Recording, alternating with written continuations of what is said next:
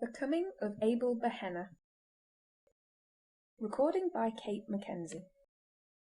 The Coming of Abel Behenna by Bram Stoker. The little Cornish port of Pencastle was bright in the early April, when the sun had seemingly come out to stay after a long and bitter winter. Boldly and blackly the rocks stood out against a background of shaded blue, where the sky, fading into mist, met the far horizon. The sea was of true Cornish hue, sapphire, save where it became deep emerald green in the fathomless depths under the cliffs, where the seal caves opened their grim jaws. On the slopes the grass was parched and brown. The spikes of furze bushes were ashy grey, but the golden yellow of their flowers streamed along the hillside, dipping out in lines as the rock cropped up, and lessening into patches and dots, till finally it died away altogether where the sea wind swept around the jutting cliffs and cut short the vegetation as though with an ever-working aerial shear. The whole hillside, with its body of brown and flashes of yellow, was just like a colossal yellow hammer. The little harbour opened from the sea between towering cliffs, and behind a lonely rock, pierced with many caves and blowholes through which the sea in storm time sent its thunderous voice, together with a fountain of drifting spume. Hence it wound westwards in a serpentine course, guarded at its entrance by two little curving piers to left and right. These were roughly built of dark slates, placed endways and held together with great beams browned with iron bands. Thence it flowed up the rocky bed of the stream, whose winter torrents had of old cut out its way amongst the hills. This stream was deep at first, with here and there where it widened patches of broken rock exposed at low water, full of holes where crabs and lobsters were to be found at the ebb of the tide. From amongst the rocks rose steady posts, used for warping in the little coasting vessels which frequented the port. Higher up, the stream still flowed deeply, for the tide ran far inland, but always calmly, for all the force of the wildest storm was broken below. Some quarter-mile inland the stream was deep at high water, but at low tide there were at each side patches of the same broken rock as lower down, through the chinks of which the sweet water of the natural stream trickled and murmured after the tide had ebbed away. Here, too, rose mooring posts for the fishermen's boats. At either side of the river was a row of cottages down almost on the level of high tide. They were pretty cottages, strongly and snugly built, with trim narrow gardens in front, full of old-fashioned plants, flowering currants, coloured primroses, wallflower and stonecrop.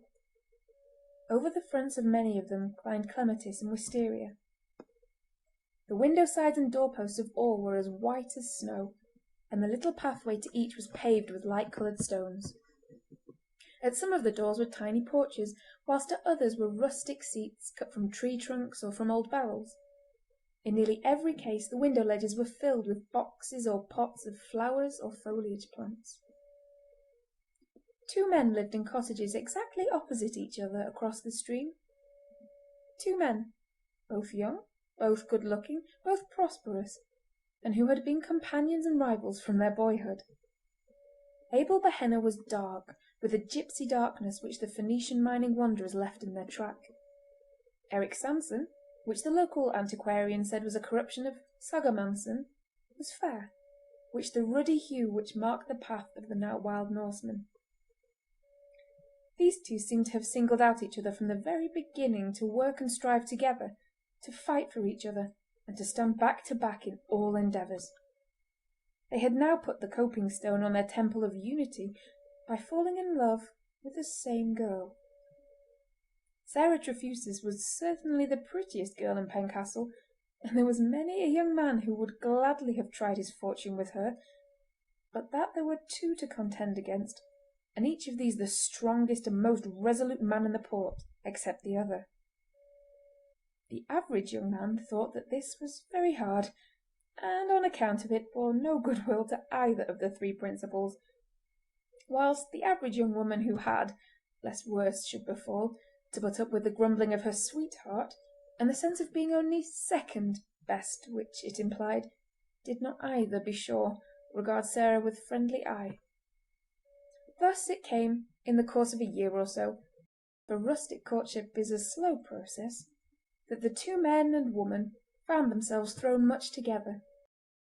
They were all satisfied, so it did not matter, and Sarah, who was vain and something frivolous, took care to have her revenge on both men and women in a quiet way. When a young woman in her walking out can only boast one not quite satisfied young man, it is no particular pleasure for her to see her escort cast sheep's eyes at a better-looking girl supported by two devoted swains. At length there came a time which Sarah dreaded, and which she had tried to keep distant. The time when she had to make a choice between the two men. She liked them both, and, indeed, either of them might have satisfied the ideas of even a more exacting girl. But her mind was so constituted that she thought more of what she might lose than of what she might gain, and whenever she thought she had made up her mind, she became instantly assailed with doubts as to the wisdom of her choice. Always the man whom she had presumably lost became endowed afresh with a newer and more bountiful crop of advantages than had ever arisen from the possibility of his acceptance. She promised each man that on her birthday she would give him his answer, and that day, the 11th of April, had now arrived. The promises had been given singly and confidentially, but each was given to a man who was not likely to forget. Early in the morning she found both men hovering round her door. Neither had taken the other into his confidence, and each was simply seeking an early opportunity of getting his answer and advancing his suit if necessary.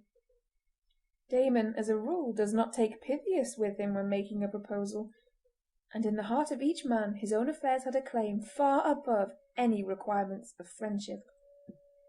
So, throughout the day, they kept seeing each other out.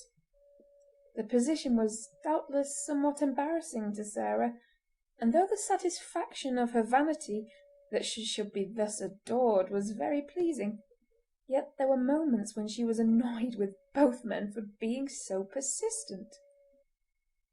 Her only consolation at such moments was that she saw, through the elaborate smiles of the other girls when in passing they noticed her door thus doubly guarded, the jealousy which filled their hearts.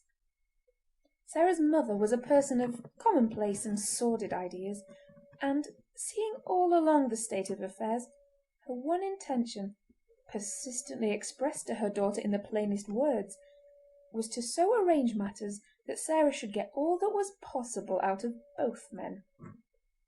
With this purpose she had cunningly kept herself as far as possible in the background in the matter of her daughter's wooings, and watched in silence. At first Sarah had been indignant with her for her sordid views, but, as usual, her weak nature gave way before persistence, and she had now got to the stage of acceptance. She was not surprised when her mother whispered to her in the little yard behind the house. "Go up the hillside for a while. I want to talk to these two. They're both red hot for you, and now's the time to get things fixed." Sarah began a feeble remonstrance, but her mother cut her short. "I tell you, girl, that my mind is made up. Both these men want you, and only one can have you, but before you choose, it'll be so arranged that you'll have all that both have got. Don't argue, child. Go up the hillside, and when you come back I'll have it fixed. I see your way quite easy." So Sarah went up the hillside through the narrow paths between the golden firs, and Mrs. Trefusis joined the two men in the living room of the little house. She opened the attack with the desperate courage which is in all mothers when they think for their children, howsoever mean the thoughts may be. "You two men, you're both in love with my Sarah." Their bashful silence gave consent to the barefaced proposition. She went on. "Neither of you has much." Again they tacitly acquiesced in the soft impeachment. "I don't know that either of you could keep a wife." Though neither said a word, their looks and bearing expressed distinct dissent. Mrs. Trefusis went on. "But if you'd put what you both have together, you'd make a comfortable home for one of you, and Sarah." She eyed the men keenly, with her cunning eyes half shut, as she spoke. Then, satisfied from her scrutiny that the idea was accepted, she went on quickly, as if to prevent argument. The girl likes you both, and mayhap it's hard for her to choose. Why don't you toss up for her? First, put your money together. You've each got a bit put by, I know.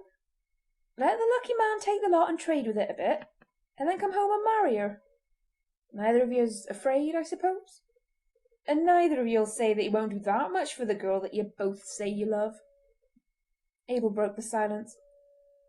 "It don't seem the square thing to toss for the girl. She wouldn't like it herself, and it doesn't seem respectful like to her." Eric interrupted. He was conscious that his chance was not so good as Abel's in case Sarah should wish to choose between them. "You're afraid of the hazard?" "Not me," said Abel boldly. Mrs. Trefusis, seeing that her idea was beginning to work, followed up the advantage. "It is settled that you put your money together to make a home for her, whether you toss for her or leave it for her to choose?" "Yes," said Eric quickly, and Abel agreed with equal sturdiness. Mrs. Trefusis's little cunning eyes twinkled. She heard Sarah step in the yard and said, "Well, here she comes, and I leave it to her," as she went out. During her brief walk on the hillside, Sarah had been trying to make up her mind. She was feeling almost angry with both men for being the cause of her difficulty, and as she came into the room said shortly, "I want to have a word with you both. Come to the Flagstaff Rock where we can be alone." She took her hat and went out of the house up the winding path to the steep rock crowned with a high flagstaff, where once the wrecker's fire basket used to burn. This was the rock which formed the northern jaw of the little harbour. There was only room on the path for two abreast, and it marked the state of things pretty well when, by a sort of implied arrangement, Sarah went first and the two men followed, walking abreast and keeping step. By this time each man's heart was boiling with jealousy. When they came to the top of the rock, Sarah stood against the flagstaff and the two young men stood opposite her. She had chosen her position with knowledge and intention, for there was no room for anyone to stand beside her. They were all silent for a while. Then Sarah began to laugh and said, "I promised the both of you to give you an answer today. I've been thinking and thinking and thinking till I began to get angry with you both for plaguing me so, and even now I don't seem any nearer than ever I was to making up my mind." Eric said suddenly, "Let us toss for it, lass." Sarah showed no indignation whatever at the proposition. Her mother's eternal suggestion had schooled her to the acceptance of something of the kind, and her weak nature made it easy for her to grasp at any way out of the difficulty. She stood with downcast eyes, idly picking at the sleeve of her dress, seeming to have tacitly acquiesced in the proposal. Both men, instinctively realizing this, pulled each a coin from his pocket, spun it in the air, and dropped his other hand over the palm on which it lay. For a few seconds they remained thus, all silent. Then Abel, who was the more thoughtful of the men, spoke. "Sarah, is this good?" As he spoke he removed the upper hand from the coin and placed the latter back in his pocket. Sarah was nettled. "Good or bad, it's good enough for me. Take it or leave it as you like," she said, to which he quickly replied, "Nay, lass, aught that concerns you is good enough for me. I did but think of you lest you might have some pain or disappointment hereafter. If you love Eric better nor me, in God's name say so, and I think I'm man enow to stand inside.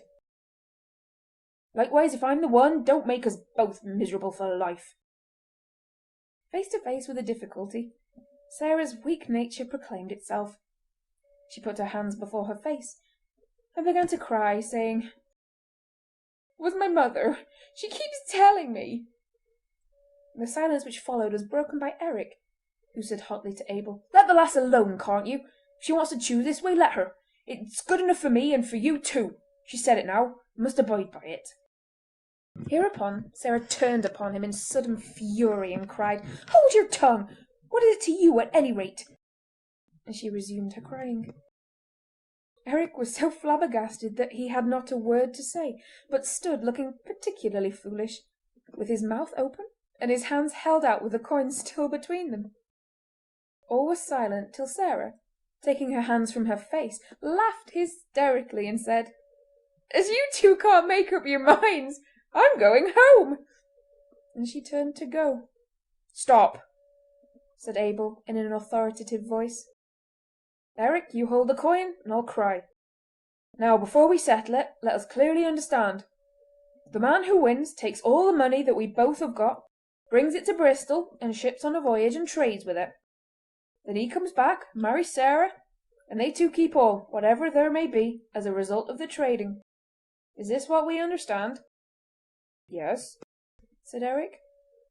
"I'll marry him on my next birthday," said Sarah. Having said it, the intolerably mercenary spirit of her action seemed to strike her, and impulsively she turned away with a bright blush. Fire seemed to sparkle in the eyes of both men. Said Eric, "A year so be. The man that wins is to have 1 year." "Toss!" cried Abel, and the coin spun in the air. Eric caught it and again held it between his outstretched hands. "Heads!" cried Abel, a pallor sweeping over his face as he spoke. As he leaned forward to look, Sarah leaned forward too, and their heads almost touched. He could feel her hair blowing on his cheek, and it thrilled through him like fire. Eric lifted his upper hand. The coin lay with its head up. Abel stepped forward and took Sarah in his arms. With a curse, Eric hurled the coin far into the sea.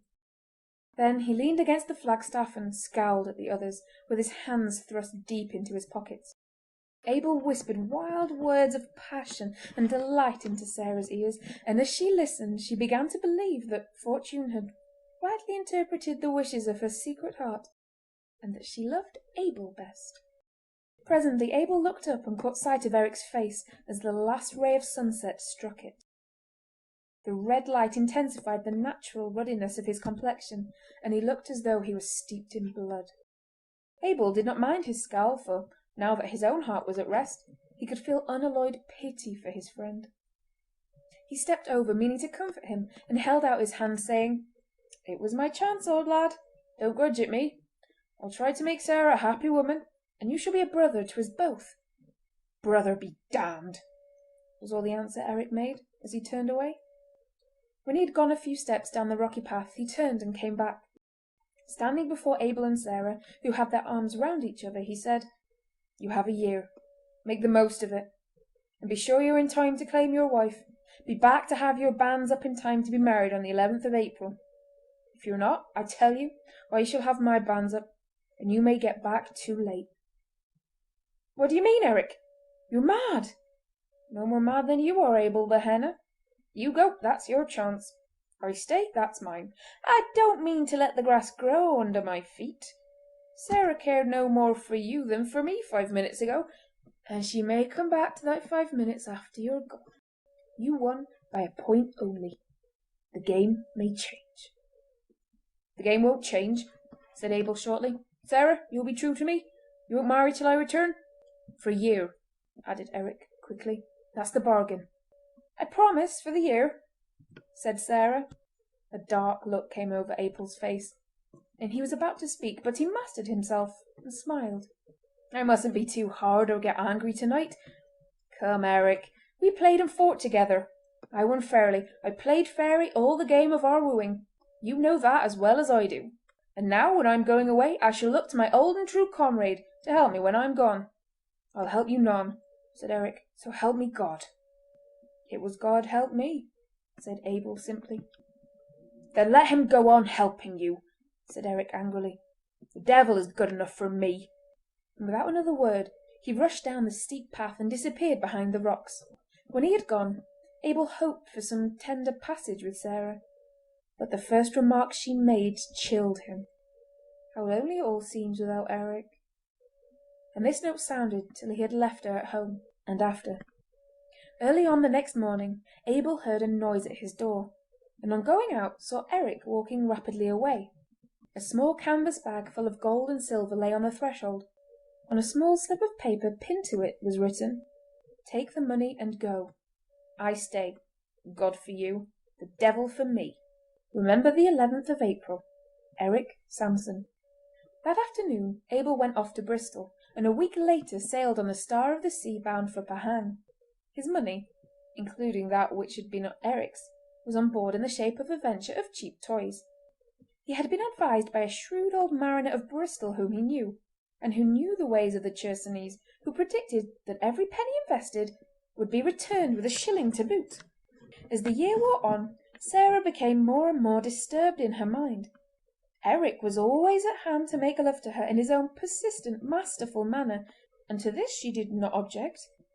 Only one letter came from Abel, to say that his venture had proved successful, and that he had sent some £200 to the bank at Bristol, and was trading with £50 still remaining in goods for China, whither the Star of the Sea was bound, and whence she would return to Bristol. He suggested that Eric's share of the venture should be returned to him with his share of the profits. This proposition was treated with anger by Eric, and as simply childish by Sarah's mother. More than 6 months had since then elapsed, but no other letter had come, and Eric's hopes, which had been dashed down by the letter from Behenna, began to rise again. He perpetually assailed Sarah with an if. If Abel did not return, would she then marry him? If the 11th of April went by without Abel being in the port, would she give him over? If Abel had taken his fortune and married another girl on the head of it, would she marry him, Eric, as soon as the truth were known? And so on, in an endless variety of possibilities. The power of the strong will and the determined purpose over the woman's weaker nature became in time manifest. Sarah began to lose her faith in Abel, and to regard Eric as a possible husband. And a possible husband is, in a woman's eye, different to all other men. A new affection for him began to arise in her breast, and the daily familiarities of permitted courtship furthered the growing affection. Sarah began to regard Abel as rather a rock in the road of her life, and had it not been for her mother's constantly reminding her of the good fortune already laid by in the Bristol bank, she would have tried to have shut her eyes altogether to the fact of Abel's existence. The 11th of April was a Saturday, so that in order to have the marriage on that day, it would be necessary that the banns should be called on Sunday the 22nd of March. From the beginning of that month, Eric kept perpetually on the subject of Abel's absence, and his outspoken opinion that the latter was either dead or married began to become a reality to the woman's mind. As the first half of the month wore on, Eric became more jubilant, and after church on the 15th he took Sarah for a walk to the Flagstaff Rock. There he asserted himself strongly. "I told Abel, and you too, that if he was not here to put up his banns in time for the 11th, I would put up mine for the 12th.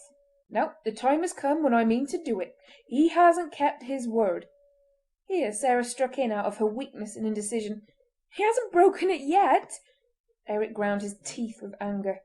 "If you mean to stick up for him," he said, as he smote his hand savagely on the flagstaff, which sent forth a shivering murmur, "well and good. I'll keep my part of the bargain. On Sunday I shall give notice of the banns, and you can deny them in the church if you will. If Abel is in Pencastle on the 11th, he can have them cancelled and his own put up. But till then, I take my course, and woe to anyone who stands in my way." With that he flung himself down the rocky pathway, and Sarah could not but admire his Viking strength and spirit as, crossing the hill, he strode away along the cliffs towards Bude. During the week no news was heard of Abel, and on Saturday Eric gave notice of the banns of marriage between himself and Sarah Trefusis. The clergyman would have remonstrated with him, for although nothing formal had been told to the neighbours, it had been understood since Abel's departure that on his return he was to marry Sarah. But Eric would not discuss the question. "It is a painful subject, sir," he said with a firmness which the parson, who was a very young man, could not but be swayed by. "Surely there is nothing against Sarah or me. Why should there be any bones made about the matter?" The parson said no more, and on the next day he read out the banns for the first time amidst an audible buzz from the congregation. Sarah was present, contrary to custom, and though she blushed furiously, enjoyed her triumph over the other girls whose banns had not yet come. Before the week was over she began to make her wedding dress. Eric used to come and look at her at work, and the sight thrilled through him. He used to say all sorts of pretty things to her at such times, and there were to both delicious moments of love-making. The banns were read a second time on the 29th, and Eric's hope grew more and more fixed, though there were to him moments of acute despair when he realised that the cup of happiness might be dashed from his lips at any moment, right up to the last. At such times he was full of passion, desperate and remorseless, and he ground his teeth and clenched his hands in a wild way, as though some taint of the old berserker fury of his ancestors still lingered in his blood. On the Thursday of that week he looked in on Sarah and found her, amid a flood of sunshine, putting finishing touches to her white wedding gown. His own heart was full of gaiety, and the sight of the woman who was so soon to be his own, so occupied, filled him with a joy unspeakable, and he felt faint with languorous ecstasy. Bending over, he kissed Sarah on the mouth, and then whispered in her rosy ear, "Your wedding dress, Sarah, and for me." As he drew back to admire her, she looked up saucily and said to him, "Perhaps not for you. There is more than a week yet for Abel," and then cried out in dismay, for with a wild gesture and a fierce oath Eric dashed out of the house, banging the door behind him. The incident disturbed Sarah more than she could have thought possible, for it awoke all her fears and doubts and indecision afresh. She cried a little, and put by her dress, and to soothe herself went out to sit for a while on the summit of the Flagstaff Rock. When she arrived, she found that there a little group anxiously discussing the weather. The sea was calm and the sun bright, but across the sea were strange lines of darkness and light, and close into shore the rocks were fringed with foam, which spread out in great white curves and circles as the current drifted. The wind had backed, and came in sharp, cold puffs. The blow-hole, which ran under the Flagstaff Rock, from the rocky bay without to the harbour within, was booming at intervals, and the seagulls were screaming ceaselessly as they wheeled about the entrance of the port. "It looks bad," she heard an old fisherman say to the coastguard. "I seen it just like this once before when the East Indiaman Coromandel went to pieces in Dizzard Bay." Sarah did not wait to hear more.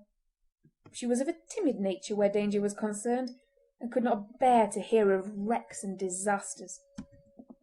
She went home and resumed the completion of her dress, secretly determined to appease Eric when she should meet him with a sweet apology, and to take the earliest opportunity of being even with him after her marriage. The old fisherman's weather prophecy was justified. That night at dusk a wild storm came on. The sea rose and lashed the western coasts from Skye to Scilly, and left a tale of disaster everywhere.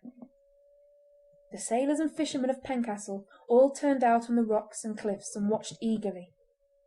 Presently, by a flash of lightning, a ketch was seen drifting under only a jib about half a mile outside the port.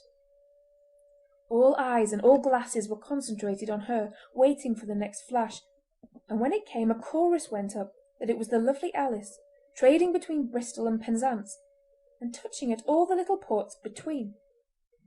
"God help them," said the harbour master, "for nothing in this world can save them when they are between Bude and Tintagel and the wind on shore." The coastguards exerted themselves and, aided by brave hearts and willing hands, they brought the rocket apparatus on to the summit of the Flagstaff Rock. Then they burned blue lights so that those on board might see the harbour opening in case they could make any effort to reach it. They worked gallantly enough on board, but no skill or strength of man could avail. Before many minutes were over, the lovely Alice rushed to her doom on the great island rock that guarded the mouth of the port. The screams of those on board were faintly borne on the tempest as they flung themselves into the sea in a last chance for life. The blue lights were kept burning, and eager eyes peered into the depths of the waters in case any face could be seen, and ropes were held ready to fling out in aid. But never a face was seen, and the willing arms rested idle. Eric was there amongst his fellows. His old Icelandic origin was never more apparent than in that wild hour. He took a rope and shouted in the ear of the harbour master, "I shall go down on the rock over the seal cave. The tide is running up, and someone may drift in there." "Keep back, man," came the answer. "Are you mad? One slip on that rock and you were lost. No man could keep his feet in the dark on such a place in such a tempest." "Not a bit," came the reply. "You remember how Abel Behenna saved me there on a night like this when my boat went on the Gull Rock? He dragged me up from the deep water in the seal cave, and now someone may drift in there again as I did." And he was gone into the darkness. The projecting rock hid the light on the Flagstaff Rock, but he knew his way too well to miss it. His boldness and sureness of foot standing to him, he shortly stood on the great round-topped rock cut away beneath by the action of the waves over the entrance of the seal cave, where the water was fathomless. There he stood in comparative safety, for the concave shape of the rock beat back the waves with their own force, and though the water below him seemed to boil like a seething cauldron, just beyond the spot there was a space of almost calm. The rock, too, seemed here to shut off the sound of the gale, and he listened as well as watched. As he stood there ready, with his coil of rope poised to throw, he thought he heard below him, just beyond the whirl of the water, a faint, despairing cry. He echoed it with a shout that rang into the night. Then he waited for the flash of lightning, and as it passed flung his rope out into the darkness where he had seen a face rising through the swirl of the foam. The rope was caught, for he felt a pull on it, and he shouted again in his mighty voice, "Tie it round your waist, and I shall pull you up." Then when he felt that it was fast, he moved along the rock to the far side of the sea cave, where the water was something stiller, and where he could get foothold secure enough to drag the rescued man on the overhanging rock. He began to pull, and shortly he knew from the rope taken in that the man he was now rescuing must soon be close to the top of the rock. He steadied himself for a moment, and drew a long breath, that he might at the next effort complete the rescue. He had just bent his back to the work when a flash of lightning revealed each to the other the two men, the rescuer and the rescued. Eric Sanson and Abel Behenna were face to face, and none knew of the meeting save themselves and God. On the instant a wave of passion swept through Eric's heart. All his hopes were shattered, and with the hatred of Cain his eyes looked out. He saw in the instant of recognition the joy in Abel's face that his was the hand to succour him, and this intensified his hate. Whilst the passion was on him he started back, and the rope ran out between his hands. His moment of hate was followed by an impulse of his better manhood, but it was too late. Before he could recover himself, Abel, encumbered with the rope that should have aided him, was plunged with a despairing cry back into the darkness of the devouring sea. Then, feeling all the madness and the doom of Cain upon him, Eric rushed back over the rocks, heedless of the danger and eager only for one thing, to be amongst other people whose living noises would shut out that last cry which seemed to ring still in his ears. When he regained the Flagstaff Rock the men surrounded him, and through the fury of the storm he heard the harbour master say, "We feared you were lost when we heard a cry. How white you are! Where is your rope? Was there anyone drifted in?" "No one," he shouted in answer, for he felt that he could never explain that he had let his old comrade slip back into the sea, and at the very place and under the very circumstances in which that comrade had saved his own life. He hoped by one bold lie to set the matter at rest for ever. There was no one to bear witness, and he should have to carry that still white face in his eyes and that despairing cry in his ears for evermore. At least none should know of it. "No one!" he cried more loudly still. "I slipped on the rock. The rope fell into the sea." So saying he left them, and, rushing down the steep path, gained his own cottage and locked himself within. The remainder of that night he passed, lying on his bed, dressed and motionless, staring upwards, and seeming to see through the darkness a pale face gleaming wet in the lightning, with its glad recognition turning to ghastly despair, and to hear a cry which never ceased to echo in his soul. In the morning the storm was over, and all was smiling again, except that the sea was still boisterous with its unspent fury. Great pieces of wreck drifted into the port, and the sea around the island rock was strewn with others. 2 bodies also drifted into the harbour. One, the master of the wrecked ketch, the other a strange seaman whom no one knew. Sarah saw nothing of Eric till the evening, and then he only looked in for a minute. He did not come into the house, but simply put his head in through the open window. "Well, Sarah," he called out in a loud voice, though to her it did not ring truly. "Is the wedding dress done? Sunday week, mind! Sunday week!" Sarah was glad to have the reconciliation so easy, but, womanlike, when she saw the storm was over and her own fears groundless, she at once repeated the cause of offence. "Sunday so be it," she said without looking up. "If Abel isn't there on Saturday." Then she looked up saucily, though her heart was full of fear of another outburst on the part of her impetuous lover. But the window was empty. Eric had taken himself off, and with a pout she resumed her work. She saw Eric no more till Sunday afternoon, after the banns had been called the third time, when he came up to her before all the people with an air of proprietorship which half pleased and half annoyed her. "Not yet, mister," she said, pushing him away as the other girls giggled. "Wait till Sunday next, if you please. Day after Saturday," she added, looking at him saucily. The girls giggled again, and the young men guffawed. They thought it was the snub that touched him so that he became as white as a sheet as he turned away. But Sarah, who knew more than they did, laughed, for she saw triumph through the spasm of pain that overspread his face. The week passed uneventfully. However, as Saturday drew nigh, Sarah had occasional moments of anxiety, and as to Eric, he went about at night time like a man possessed. He restrained himself when others were by, but now and again he went down amongst the rocks and caves and shouted aloud. This seemed to relieve him somewhat, and he was better able to restrain himself for some time after. All Saturday he stayed in his own house and never left it. As he was to be married on the morrow, the neighbours thought it was shyness on his part, and did not trouble or notice him. Only once was he disturbed, and that was when the chief boatman came to him and sat down, and after a pause said, "Eric, I was over in Bristol yesterday. I was in the rope-maker's, getting a coil to replace the one you lost the night of the storm, and there I saw Michael Heavens of this place, who was a salesman there. He told me that Abel Behenna had come home the week here last on the Star of the Sea from Canton, and that he had lodged a sight of money in the Bristol bank in the name of Sarah Behenna. He told Michael so himself, and that he had taken passage on the Lovely Alice to Pencastle. Bear up, man," for Eric had with a groan dropped his head on his knees, with his face between his hands. "He was your old comrade, I know, but we couldn't help him. Must have gone down with the rest that awful night. I thought I'd better tell you, lest it might come some other way, and you might keep Sarah Trefusis from being frightened. They were good friends once, and women take these things to heart.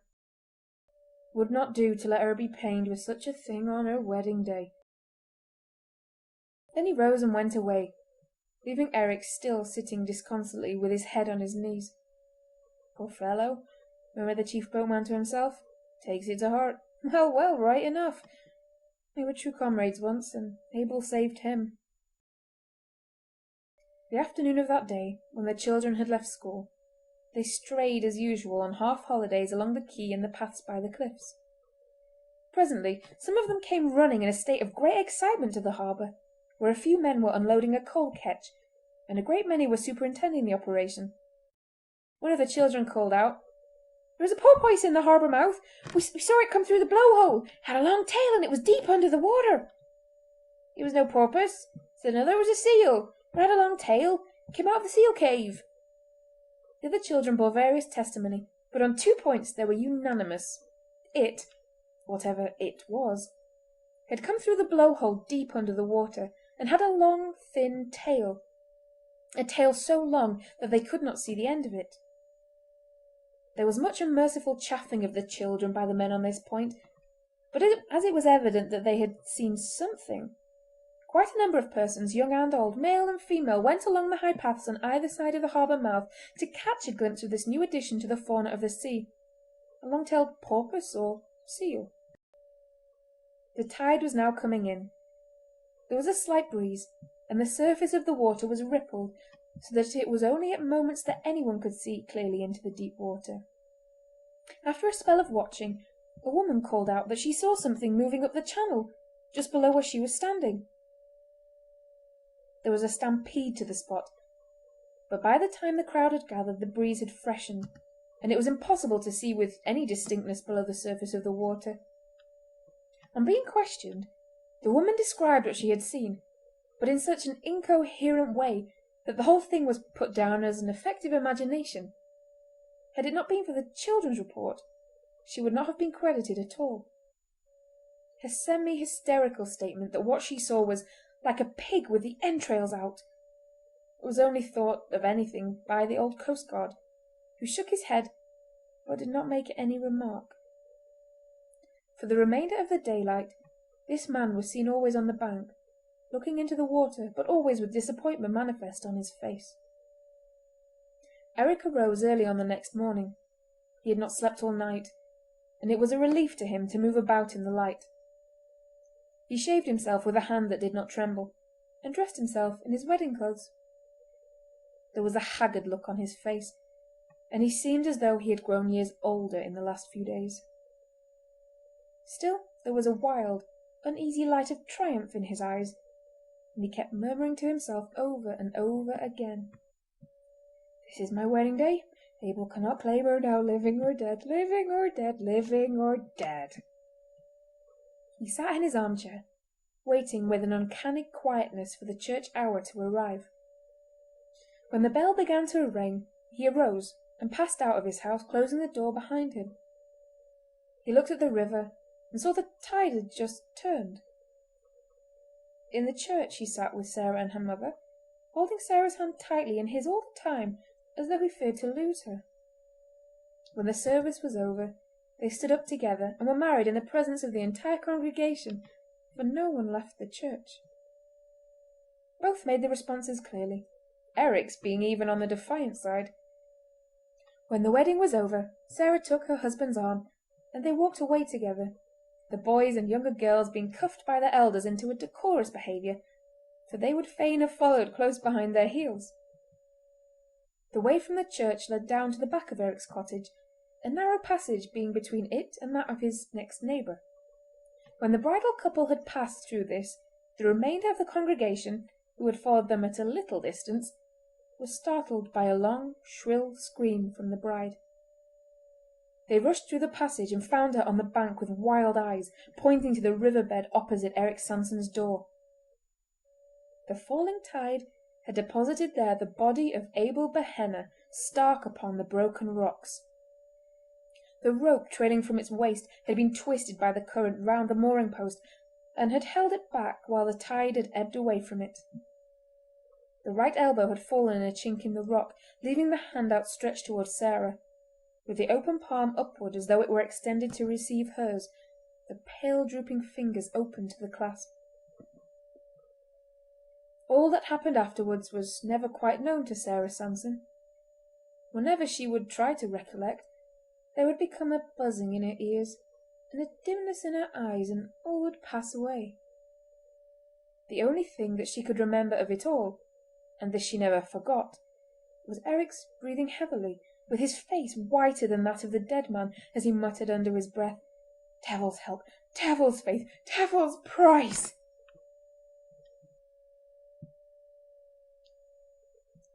The end. End of The Coming of Abel Behenna. Recording by Kate Mackenzie, Zurich, Switzerland.